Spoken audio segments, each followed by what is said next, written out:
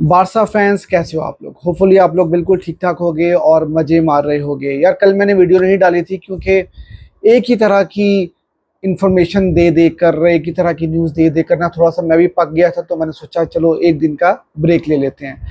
तो आज जो है वो कुछ इंपॉर्टेंट न्यूज़ है वो आपके साथ ज़रूर शेयर करेंगे बारसा से रिलेटेड।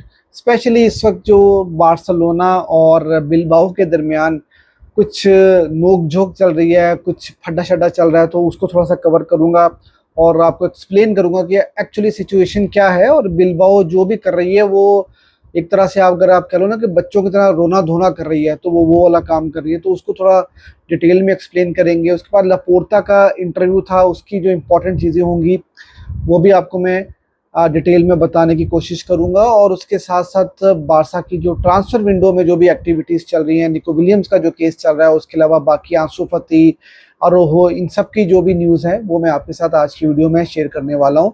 तो यार रिक्वेस्ट रहेगी आपसे कि वीडियो को आखिर तक ज़रूर देखना, और वीडियो अगर आपको अच्छी लगेगी तो वीडियो को लाइक भी कर देना और चैनल मेरा ज़रूर सब्सक्राइब कर लो ताकि बारसा की अपडेट्स जो हैं वो आपको मेरे चैनल के ऊपर मिलती रहें। तो भाइयों, बिलबाओ जो है वो इस सिचुएशन के अंदर बहुत ही चाइल्डिश बिहेव कर रही है निको की साइनिंग को लेकर। और देखो, हमें पता है कि बार्सिलोना और रियल मैड्रिड का आंख मटक्का तो चलता ही रहता है। इन दोनों की राइवलरी कुछ ऐसी है जो कि कुछ भी वहां पर हो सकता है, और ये राइवलरी ऐसी चली आ रही है और ऐसी ही चलती रहेगी। बारसा की तरफ से भी कभी कभी बहुत ही वियर्ड किस्म की स्टेटमेंट्स पास होती हैं, मैड्रिड की तरफ से भी। लेकिन बिलबाओ जिस तरह से निको की साइनिंग को लेकर चाइल्डिशली बिहेव कर रहा है और ला लीगा के पास वो पहुंच गया और अजीब अजीब सी वो शिकायतें लगा रहा है कि भाई बार्सिलोना की फाइनेंशियल फेयर प्ले की या 1:1 की जो सिचुएशन है उसको आप मॉनिटर करो और आप देखो कि क्या बार्सिलोना रेगुलेशंस को फॉलो कर रही है कि नहीं कर रही। तो यार देखो, कोई भी काम करने से पहले ना आपको पता होना चाहिए कि आप कर क्या रहे हो। तो मैं आपको थोड़ा समझाना यहाँ पर ये चाहूँगा कि बार्सिलोना और निको विलियम्स, इनका जो केस चल रहा है ना इस टाइम के ऊपर, इसका फाइनेंशियल फेयर प्ले और 1:1 के साथ कोई लेना देना ही नहीं है। बेसिकली क्या होता है कि बिलबाओ ने एक रिलीज क्लॉज सेट किया हुआ है और वो रिलीज क्लॉज अगर बार्सिलोना ट्रिगर कर लेती है तो बारसा निको को साइन कर लेगी।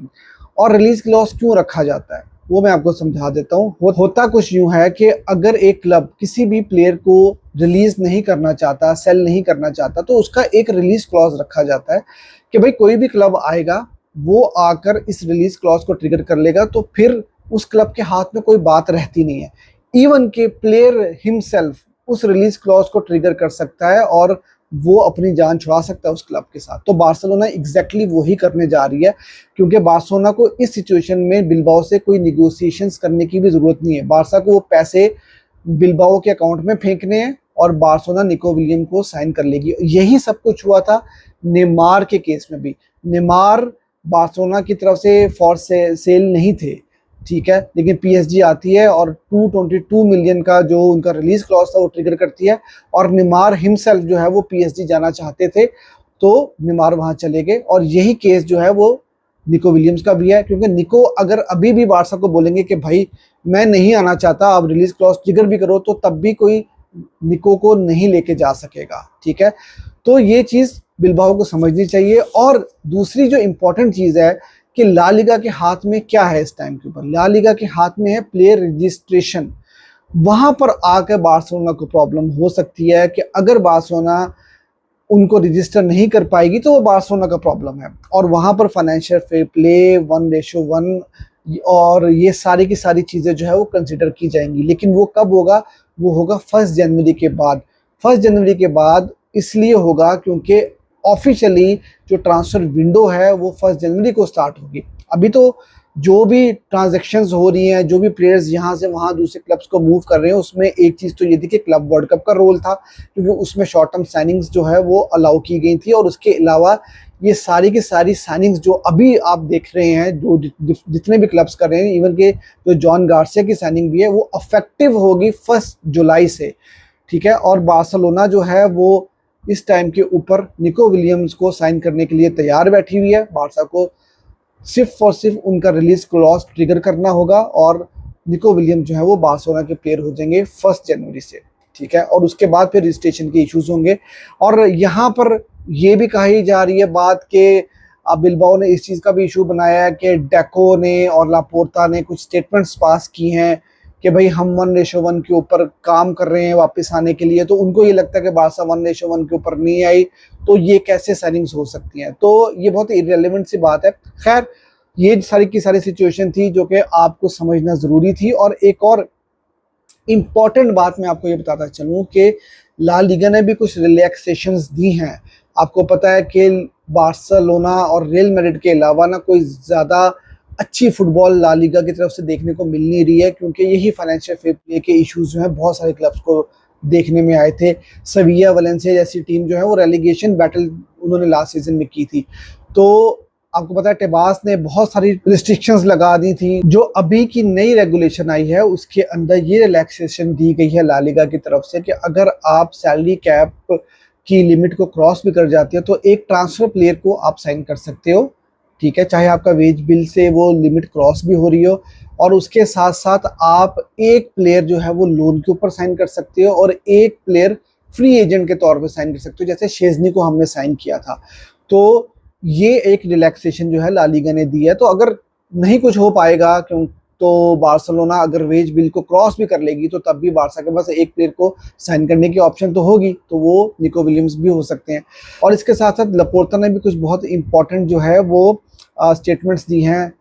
एक तो ये कि उन्होंने बताया कि हम स्पॉटिफाई कैंप नो में जल्द जाने वाले हैं और उन्होंने डेट भी बता दी है। उसके साथ साथ उन्होंने ये बताया कि जी हम 1:1 के लिए जो है वो बहुत कोशिश कर रहे हैं और हम विंटर ब्रेक में 1:1 के ऊपर आ गए थे। आपको मैंने पूरी डिटेल वो समझाई भी थी पहले, और उसमें वही वीआईपी सीट्स वगैरह का जो प्रॉब्लम आया था वो टिबास ने जो है उस चीज़ को इनकार कर दिया था और फिर बार्सिलोना कोर्ट में चली गई थी और वो आपको पता है कि डैनी उल्मो का इशू भी आया था और सब चीज़ें आई थी। तो बार्सिलोना अब 30 जून के बाद से वो वीआईपी सीट्स वगैरह को सबको जो है वो कंसिडर करेगी और उसके बाद हम 1:1 के ऊपर आ जाएंगे। और आपको ये भी बताता चलूँ कि लापोर्ता ने एक बहुत ही इंपॉर्टेंट ये भी न्यूज़ दी है कि भाई जो भी अपॉर्चुनिटीज़ हमें मार्केट के अंदर नज़र आ रही हैं हम उसको अवेल करने की कोशिश कर रहे हैं। वो कोई भी प्लेयर हो सकता है।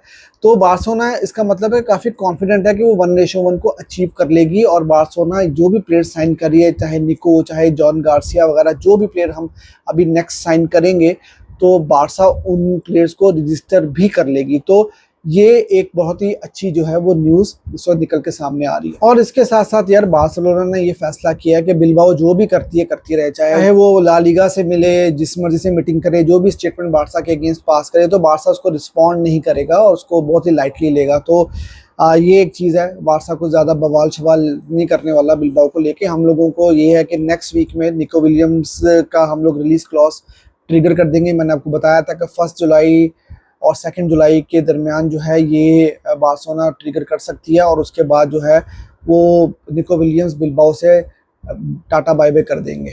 इसके अलावा यार अरोहो की न्यूज़ आ रही है। अरोहो की ये न्यूज़ आ रही है कि जुवेंटस उनको साइन करने को तैयार बैठी हुई है और 30 मिलियन की बिड जो है वो कुछ सोर्सेज कह रहे हैं कि जुवेंटस जो है वो करने को तैयार है, क्योंकि जैसे ही 1 जुलाई आएगी तो और रोहो का जो रिलीज क्लॉज है वो 65 मिलियन हो जाएगा। तो इससे पहले पहले अगर कोई भी क्लब उनको साइन करना चाहेगा तो उनका रिलीज क्लॉज जो है थोड़ा सा लो रहेगा और उनको एडवांटेज हो सकता है। देखते हैं भाई बार्सिलोना क्या करती है, क्या रोहो को सेल करती है कि नहीं करती, क्योंकि डेको की जो अभी रिसेंट स्टेटमेंट थी वो तो यही थी कि वो सेल नहीं करना चाहते हैं रोहो को। और इसके साथ साथ आंसू फती वो इस वक्त जो है वो ट्रैवल कर रहे हैं मोनाको के लिए और होपफुली जो रिसेंट रिपोर्ट्स थी वो यही थी कि सैटरडे को उनका मेडिकल टेस्ट भी हो जाएगा और उनकी लोन डील जो है वो फाइनलाइज हो जाएगी। और मैंने आपको रूनी बार्गी के बारे में बताया था, तो अभी ये न्यूज़ आ रही है कि रूनी बार्गी जो है वो हो सकता है कि बार्सिलोना उनको साइन करने के बाद से अब उनको लोन के ऊपर भेज दें। मालागा वो जा सकते हैं क्योंकि प्लेयर डेवलपमेंट प्रोग्राम के तहत वहाँ पर वो जाके थोड़ा सा डेवलप हो सकते हैं। तो वो एक चीज़, ये भी एक न्यूज़ आ रही थी। इसके साथ साथ यह टर स्टेगन के बारे में न्यूज़ आ रही है कि उनके पास कुछ ऑप्शंस तो हैं, कुछ क्लब्स उनको साइन तो करना चाह रहे हैं, लेकिन प्रॉब्लम ये आ रहा है कि उनकी सैलरी बहुत ज़्यादा हाई है, तो वो उनकी सैलरी एक्सपेक्टेशंस को मीट नहीं कर पा रहे। तो देखते हैं टर स्टेगन का केस किस तरह से बारसा सॉर्ट आउट करेगी।